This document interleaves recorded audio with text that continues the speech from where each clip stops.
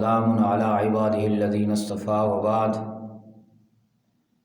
عن عبد الرحمن بن عوف رضي الله عنه قال قال رسول الله صلى الله عليه وسلم ثلاث تحت العرش يوم القيامة: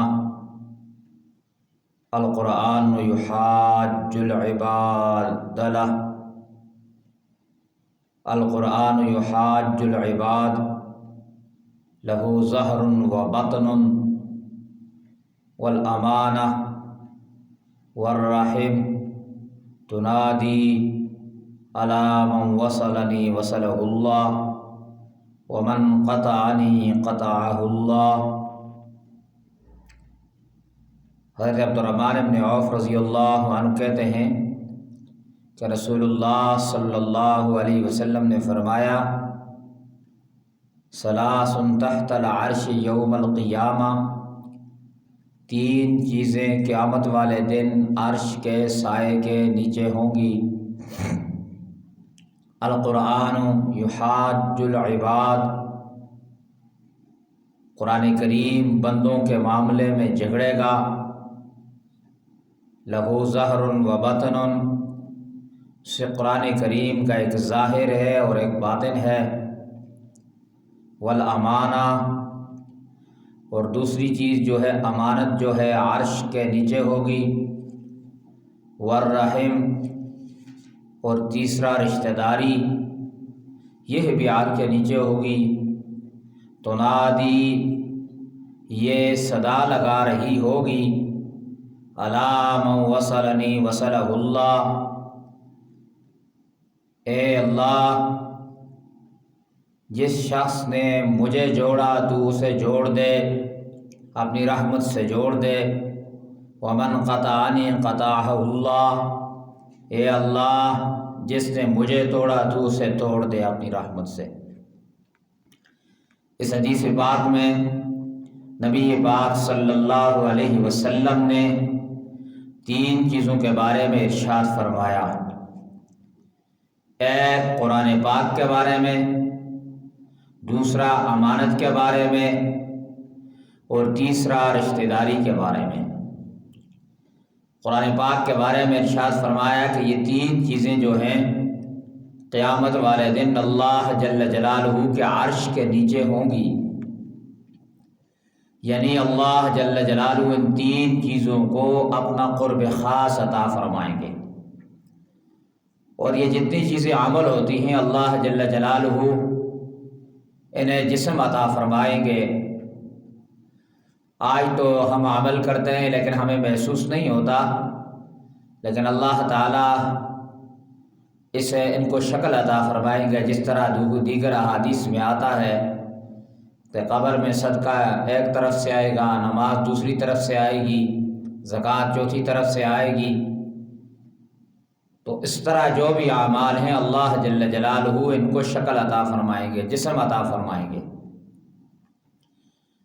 تو یہ تینوں چیزوں کو اللہ جل جلالہ اپنا قرب خاص عطا فرمائیں گے۔ ان میں سے پہلی جو چیز ہے وہ قرآن کریم ہے، یہ عرش کے بالکل قریب ہوگا۔ اور یحاج العباد، یہ بندوں کے معاملے میں اللہ سے لڑ رہا ہوگا، جھگڑا کر رہا ہوگا، اللہ کے ساتھ سفارش کر رہا ہوگا کہ اپنے بندوں سے جو لوگ اسے پڑھتے رہے، پڑھاتے رہے، اس کے موافق عمل کرتے رہے، تو اللہ سے سفارش کرے گا: یا اللہ ان کو تو جنت میں جو ہے جب تک داخل نہیں کرے گا، میں تیرا پاکیزہ کلام ہوں، اس وقت تک میں ان سے جدا نہیں ہو سکتا۔ تو یہ قرآن کریم جو ہے بندوں کے معاملے میں جو ہے اللہ جل جلالہ سے بار بار جو ہے التجا کرے گا، جب تک اللہ جل جلالہ اس کے پڑھنے والے کو، اس کے سفارشی کو، جس کی یہ سفارش کر رہا ہے، بخش نہیں دیں گے، اس وقت تک اس سے جدا نہیں ہوگا۔ اور فرمایا دوسری جو چیز ہے وہ امانت ہے۔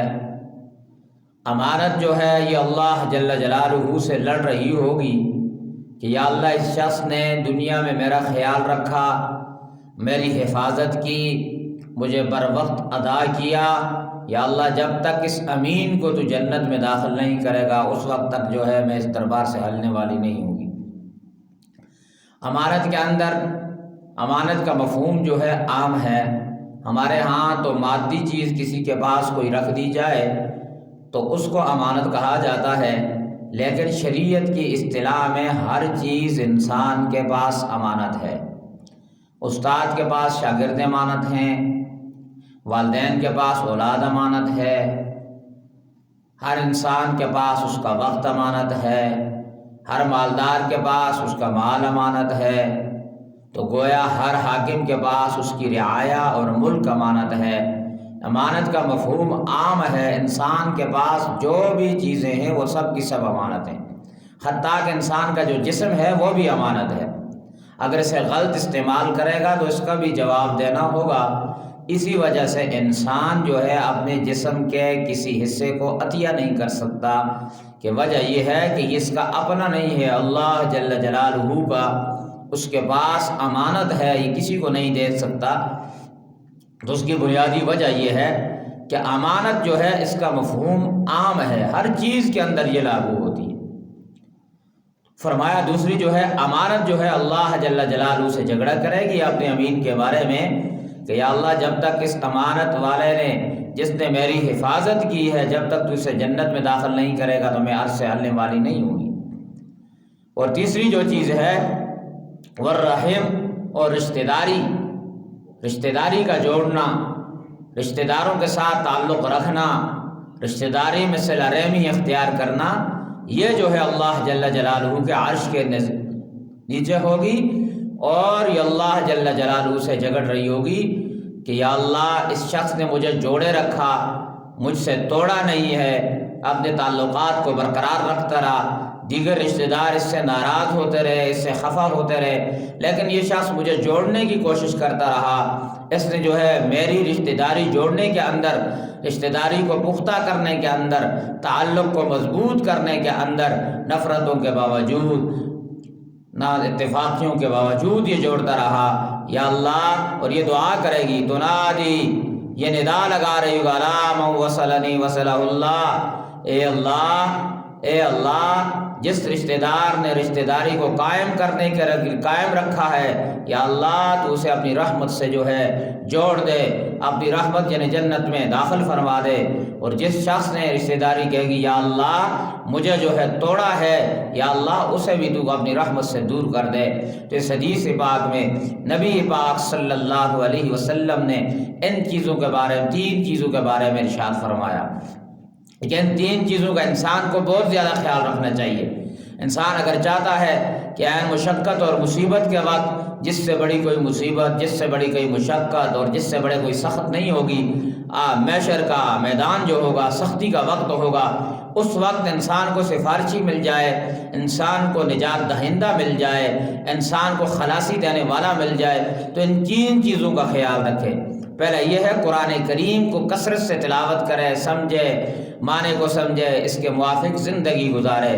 اور دوسری جو چیز ہے امانت کا خیال رکھے، امانت کا خیال رکھے، امانت کی حفاظت کرے، جو چیز بھی حق تعالیٰ نے اسے دی ہے اس کی حفاظت کرے، اور جس طرح اللہ جل جلالہ نے اسے استعمال کرنے کی اجازت دی اسی طریقے سے استعمال کرے۔ اور تیسری جو چیز ہے رشتہ داری، کہ اس کو جوڑنے کا خیال رکھے۔ آج ہمارے ہاں چھوٹی چھوٹی باتوں پہ رشتہ داری کو ختم کر دیا جاتا ہے، باتیں نہیں کی جاتی، نفرتوں کا اظہار کیا جاتا ہے، حالانکہ نہیں، ایسی چیزوں کو اختیار نہیں کرنا چاہیے۔ یہ عارضی دنیا ہے، عارضی دنیا ہے، ختم ہونے والی ہے۔ آج ہم مرنے تک کسی سے بات کرنے کے لیے تیار نہیں ہوتے۔ ان چھوٹی موٹی باتوں کو جو ہے چھوڑ دینا چاہیے، اور رشتہ داری کے اندر جوڑ، محبت اور مودت پیدا کرنی چاہیے۔ حق تعالی ہم سب کو ان تینوں چیزوں کو اپنانے